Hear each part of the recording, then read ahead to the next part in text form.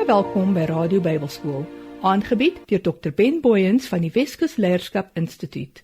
Die onderrigfilosofie van hierdie instituut is om jou prakties toe te rus vir die bediening.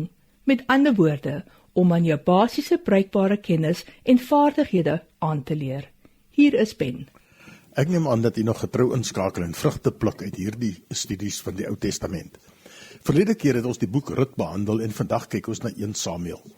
Wanneer ons by 1 Samuel begin, wil ek u daaraan herinner dat ons begin met die tye van die konings van Israel, wat in 6 boeke bespreek word. Die tydperk is 1051 tot 586 voor Christus. 1 Samuel handel oor Israel wat God as hulle koning verwerp. Die Joodse tradisie wil dat Samuel die skrywer is, maar ook word genoem dat Samuel, Nathan en Gad moontlik die skrywers was. Omdat daar nie genoeg bewyse hiervoor is nie, aanvaar ons dat die skrywer anoniem is. Ons het ook geen spesifieke datum dat ons kan sê die boek neergepen is nie. Die grootste gedeelte van 1 Samuel vind plaas in die sentrale hooglande van Israel. 1 Samuel bestaan uit 31 hoofstukke en kan in 3 verdeel word. Hoofstukke 1 tot 8 gaan oor Samuel, die laaste rigter oor Israel, maar ook die eerste profeet. Hier is die geboorte en roeping van Samuel opgeteken, die verdorwenheid van Eli en sy seuns, die ark in die hande van die Filistyne, Samuel se herlewing en Israel se versoek om 'n koning. Hoofstukke 9 tot 15 hanteer Saul as die eerste koning van die volk Israel. Saul word gekies as koning en gesalf. Samuel gee sy laaste waarskuwings aan die volk. Saul beleef sukses, maar ook sondig hy. God verwerp Saul. Hoofstuk 16 tot 31 gaan oor Dawid as God se eerste koning. Dawid word as seun gekies en ook gesalf. Dawid verslaan Goliat. Saul is jaloers op Dawid. Jonathan en Dawid word boesemvriende.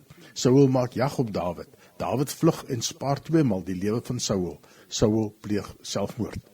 Die sleutelfigure in hierdie boek is Hanna, Eli, Samuel, Saul, Dawid en Jonathan. Die sleutelwoorde is koning, gesalfde, sukses, sonde, onderwerping en om te wag. Die boek handel oor die onderwerp dat God aan Israel 'n koning gee. Nou gaan ons kyk na 'n kort opsomming van die boek 1 Samuel. Hoofstukke 1 tot 8 hanteer Samuel as die laaste rigter van Israel en die eerste profeet. 1 Samuel dek die brugtydperk van 60 jaar in die geskiedenis van Israel, tussen die einde van die rigterstydperk en die tye van die konings. God antwoord die gebed van 'n goddelike vrou met die naam Hanna en skenk aan haar 'n seun, Samuel, wat toegewyd aan die Here leef, in die tyd toe die stem van die Here min gehoor is. Eli die priester was geestelik swak en sy 2 seuns was boos. Nadat God hulle lewens geneem het, verrys Samuel as die laaste rigter van Israel. Israel het nie goeie dae beleef nie, aangesien die Filistyne die volk getreiter het en ook die ark in besit geneem het. Samuel bly getrou en lei die volk in herlewing toe hulle bekeer en wegdraai van hulle verkeerde weë. Samuel word oud en dis duidelik dat sy seuns optree soos Eli se seuns. Israel vra die Here om vir hulle 'n koning te gee, sodat hulle soos die volke rondom hulle kan wees. Op die manier verwerp hulle God as hulle koning. God laat toe dat hulle 'n koning aanstel om aan te toon dat hulle verkeerd gekies het.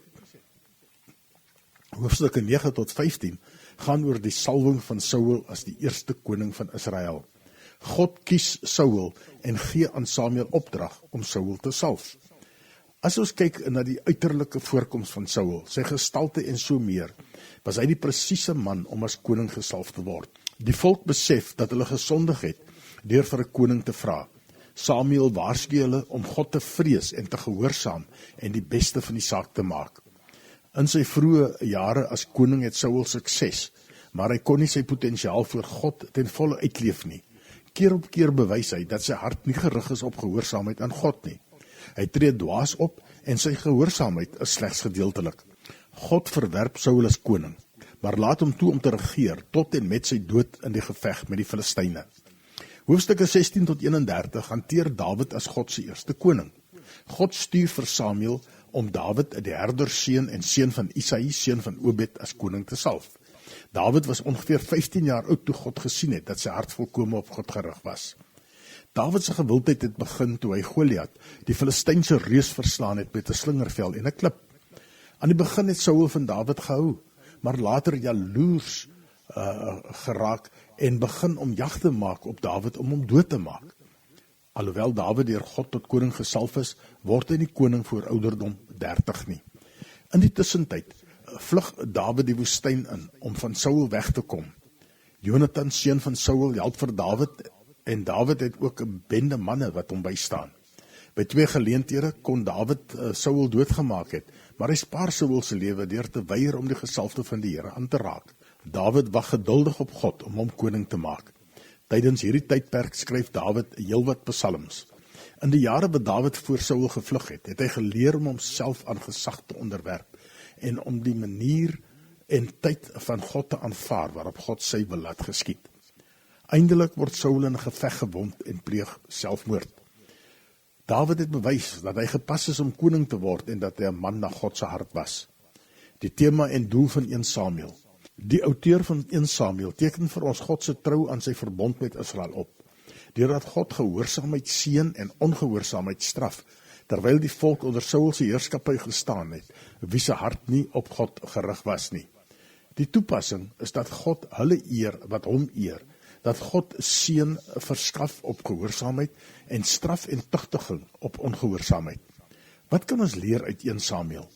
God is op die uitkyk vir dienaars wat sal luister en hom gehoorsaam. God se teenwoordigheid is nie beperk tot 'n spesifieke plek of voorwerp nie. Herlewing kom slegs deur werklike opregte bekering. God sal soms aan ons gee wat ons dink ons behoort te hê, om aan ons te toon dat dit nie is wat ons nodig het nie. Israel se versoek om 'n koning het daartoe gelei dat hulle God verwerp het. Of ons volle potensiaal voor God bereik of nie, hang daarvan af of ons gehoorsaam is aan sy wil en woord. Omstandighede is geen verskoning om God se woord in die wind te slaan nie. Gedeeltelike gehoorsaamheid is dieselfde as geen gehoorsaamheid nie. God vereis van sy leiers 'n hoër standaard van aanspreeklikheid. God kies diensknegte gegrond op die toestand van hulle hart en nie uiterlike voorkoms en standaarde nie. Ons is veronderstel om God se raad na te jaag en nie die raad van mense nie. Onderwerping aan gesag is 'n opdrag van God. Ons moet leer om op God te wag, om sy wil op sy manier en tyd te volbring. Ongehoorsaamheid het altyd slegte gevolge. So het ons die einde van 1 Samuel bereik. Onthou om volgende keer weer in te skakel, wanneer ons na 2 Samuel gaan kyk. Moet ook nie die pen en notaboek vergeet nie. Baie dankie dat jy saam geluister het, en ons vertrou dat hierdie reeks, wat 1 keer per week op jou gunsteling radiostasie uitgesaai word, aan jou die nodige kennis verskaf. Skakel gerus weer volgende week dieselfde tyd in. Indien jy Ben wil kontak, doen dit gerus by 079-626-7597 of ben.boyens@gmail.com.